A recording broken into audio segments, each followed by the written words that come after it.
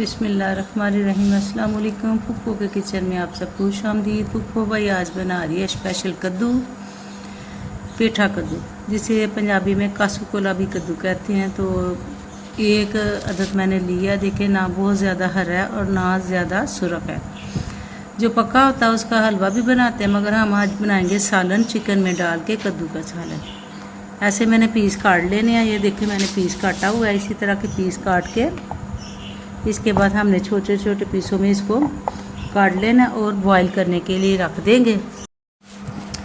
ये कद्दू मेरी आपा लेके आई है स्पेशल अपने गांव से, अपने खेत से उतार के इतनी दूर से लेके आई हैं जफ़रवाल से। तो मुझे ये कद्दू जो है ना वैसे भी बड़ा पसंद है, तो आपा लाई हैं तो और भी अच्छा लगेगा। इसको मैं बड़ा मज़ेदार बनाऊंगी, वो भी चिकन में डाल के, ताकि सारे खुश होके खाएं। जी कद्दू के पीसीज हमने कर लिए हैं छोटे छोटे। 1 गिलास पानी इसमें ऐड करेंगे और इसको बॉईल करने के लिए रख देंगे। अगर आप कद्दू बना रही हैं गोश्त में, यानी कि मटन या बीफ में बना रही हैं, फिर हम इसमें बॉईल नहीं करेंगे, बल्कि डायरेक्ट गोश्त भुनने के बाद उसमें शामिल करेंगे और अच्छे तरीके से भुनेंगे, तो कद्दू जो है ना बड़ा मज़ेदार तैयार हो जाएगा। ये चिकन में बना रहे हैं इसलिए मैं इसको बॉईल करूँगी। कद्दू अच्छे से बॉईल हो गया, पानी तकरीबन खुश्क हो गया। अब हम बनाते हैं चिकन का मसाला। पहले चिकन को फ्राई करते हैं, उसके बाद उसी में मसाला रेडी कर लेंगे।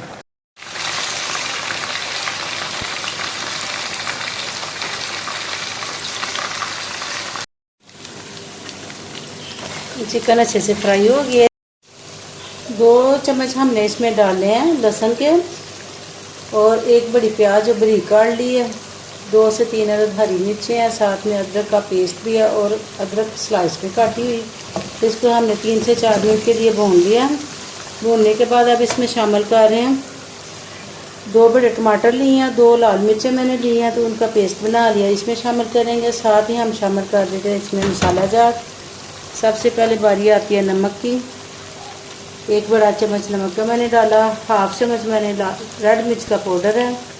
हल्दी 1/2 चम्मच, और गरम मसाला जो हम साथ ही इसके डालेंगे साबुत 1 चम्मच। अब हमने 3 से 4 मिनट के लिए इसे अच्छे से भूनना है। उसके बाद इसमें उबला हुआ कद्दू शामिल करेंगे जो हमने बॉईल कर लिया।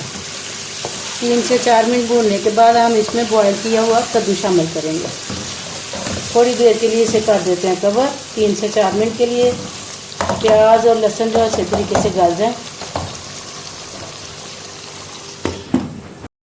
ये चिकन अच्छे से फ्राई हो गया। देखें मसाला बड़ा ज़बरदस्त बन गया। अब इसमें हम शामिल करेंगे बॉईल किया हुआ कद्दू, और अच्छे तरीके से इसको भूनना है। बस 5 से 10 मिनट लगेंगे, फिर भी इसको भून लीजिए। जितना आप इसको भूनेंगे उतना ये जायकेदार बनेगा। सारा सूप भी हमने शामिल करना है, सूप बिल्कुल ज़ाया नहीं करना, इसी पे दम आ जाना है आपका। अच्छे तरीके से भूने हैं इसको। 5 से 10 मिनट के लिए हम इसे भूनते हैं और थोड़ी देर के लिए इसे कवर कर देते हैं। चिकन का जायका जो है ना इसमें जाना चाहिए, ये बिल्कुल घुल जाएंगे। इसको कवर कर देते हैं थोड़ी देर के लिए। अब हम इसमें हमने सिर्फ हरा धनिया शामिल करना है। जी कद्दू और चिकन दोनों चीज़ें जो अच्छे तरीके से पक गई हैं। आप देखते हैं ऑयल अलहदा हो गया, तो इसका जायका जो है ना, ऑयल जब अलहदा होगा अपने इसे 5 से 6 मिनट के लिए ज़रूर भूनना है। अब हमने इसमें शामिल कर दिया हरी मेथी और हरा धनिया। आपने मेरी इस रेसिपी को ज़रूर ट्राई करना है। आपा कनीज़ आपका भी बहुत शुक्रिया कि आप मेरे लिए इतनी दूर से कद्दू लेके आई हैं। आपके खलूस का और आपके प्यार का बहुत शुक्रिया। हम सब आपसे, बल्कि सारे बहन भाई आपसे बहुत ज़्यादा प्यार करते हैं। आई लव यू आपा। ओके अल्लाह हाफिज़। अपने प्यारों का बहुत सारा ख्याल रखें। ओके अल्लाह हाफिज़।